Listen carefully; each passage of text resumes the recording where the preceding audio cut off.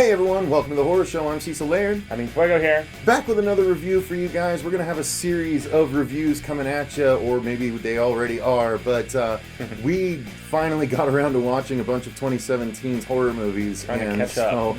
Yeah, exactly, to make our list proper. But yeah, so we're going to go ahead and start off this review session with The Devil's Candy. And Fuego, why don't we start with you? You guys know how we do our reviews. It's overall thoughts, then story, acting, effects, all that good stuff following. What were your overall thoughts on The Devil's Candy? Well, this is a movie that loves metal, and a lot of people had told me that going into it, and it lived up to it. It's interesting, the performance from Ethan Embry. It's not necessarily something I would have ever thought him doing, being the, kind of everyman, slightly nerdy dude from Can't Hardly Wait and various other things. But I guess he played a slightly edgy role in those couple episodes of The Walking Dead, so he's trying to, shave that nice guy, whatever, I guess stigma that's probably followed him for a while at this point. But overall, I enjoyed the hell out of this movie. The dynamic amongst the family was very, very well acted and well displayed, and made you really care so much about the characters when the crap started hitting the fan, which it did when they moved into this new house. So what was your thoughts on the movie, man? Did you enjoy it? Yeah, I really did. And actually, you just hit on a point that was huge for me, actually, was the fact that they let the story take time to develop and let you actually get to know these characters. And you really liked them. yeah, you really did. You saw how they interacted, and it was just a really kind of... It's not that often that they take the time to do that in a horror movie, and so it was a really nice change of pace, and yeah, indeed made everything all the more horrific as the movie went on. And the other big thing I want to mention right up top is that I could not predict what was going to happen in this movie, and that was a really huge benefit. Like, stuff happened, and I was like, "What?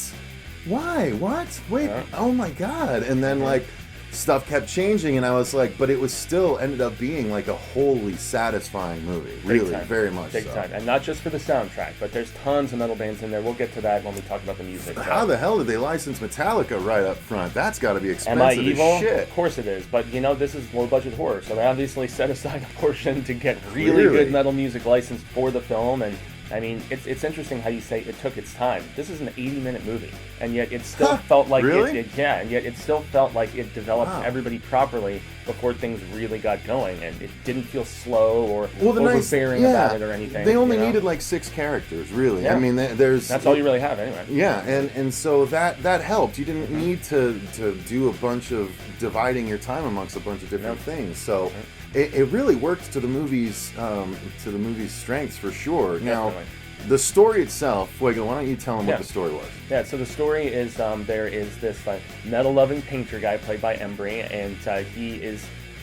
It looks like the wife is the breadwinner for the most part, and is kind of supporting his art and stuff like that. And so, she has a regular job, but he stays at home and has his workshop and paints and stuff. And so they're trying to move into a bigger house. They have this huge one they found in Texas. The only problem is that there was a couple that died in it short time ago.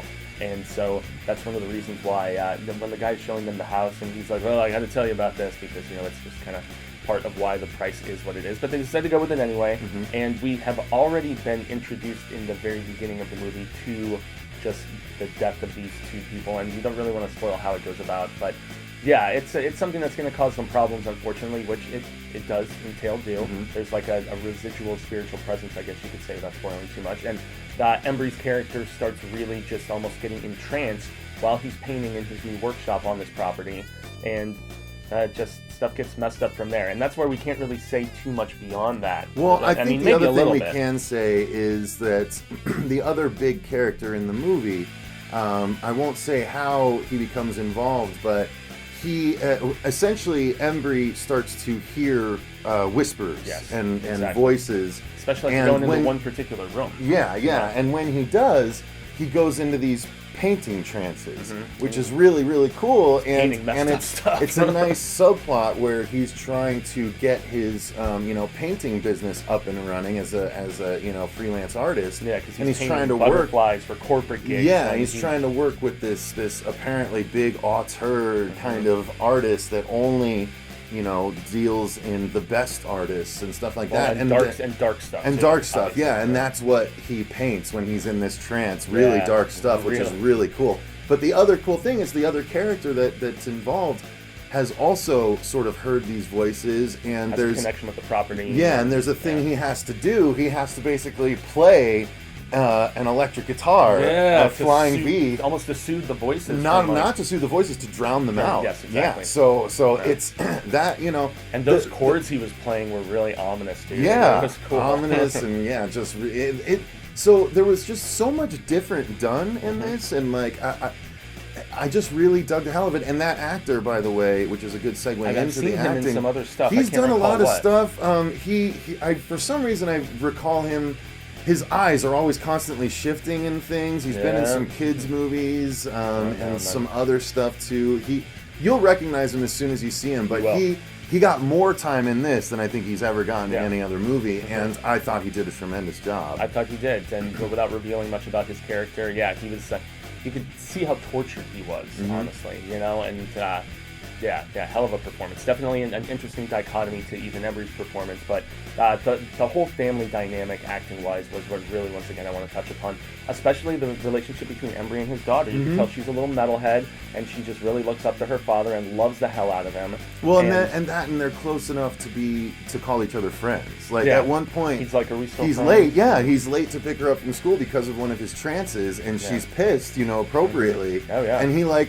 You know, the acting is so good, and the staging is really good, because at first he crouches down next to her, right? And he can see that she's having none of it, so he backs up and like, he gets to the friend level, and he sits across from her in the archway, which is like a good 6 feet away almost. Great shot too, just the way they framed that. Yeah, that's which leads to cinematography, which we'll get to after the acting. But and when he's like, you know, can we be friends again? You know, and stuff. It's like, it's that kind of stuff just really drives home the care for these characters, especially when they become in peril. Yeah. I just love the scene where they started rocking out in the car together to Cavalier Conspiracy. And the mom wife is just like... She's like, can we put something less heavy on? And the daughter's like Metallica? And he just laughs. Oh, it was so good. And that's a trick from Roswell, right? I want to say. I haven't seen Roswell. Okay. She did seem familiar. Yeah. The mother was a character on Roswell. She was like the love interest. Oh, I thought the daughter seemed familiar too.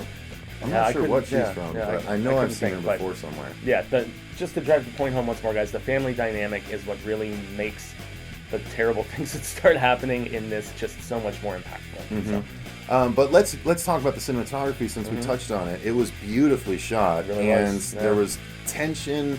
Was helped via the cinematography, and like when you know, they just had the camera straight down the house when a bunch of stuff happens, and like, you know, different people are coming and going for different reasons, but it's like so tense because they exit camera and you don't actually see them, but you know, it's all helpful in making sure that you're really on the edge of your seat, and just gorgeous.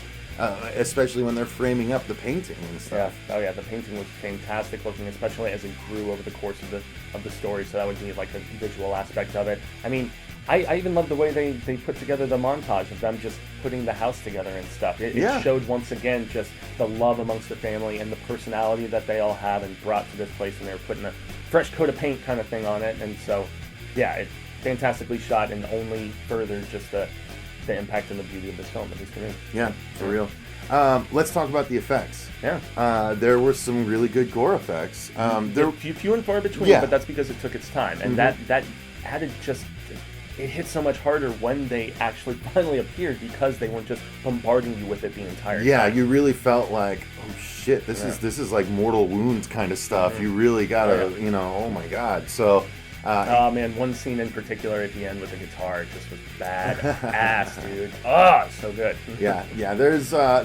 It's just an all-around terrific movie. There's so much good to actually say about it. Worthy of all the praise everybody's been heaping upon it for a small indie film. I mean, it's very worthwhile to watch, and it streams on Netflix right now. So. Yeah. So make sure you guys check it out. Again, I got to go back and talk about how good Ethan Embry was. Like, he was so earnest, and yet, you know, he was so interesting to watch the whole time, and I just really dug the hell out of it. So it might have clawed its way onto my list. So I'm definitely glad I watched it.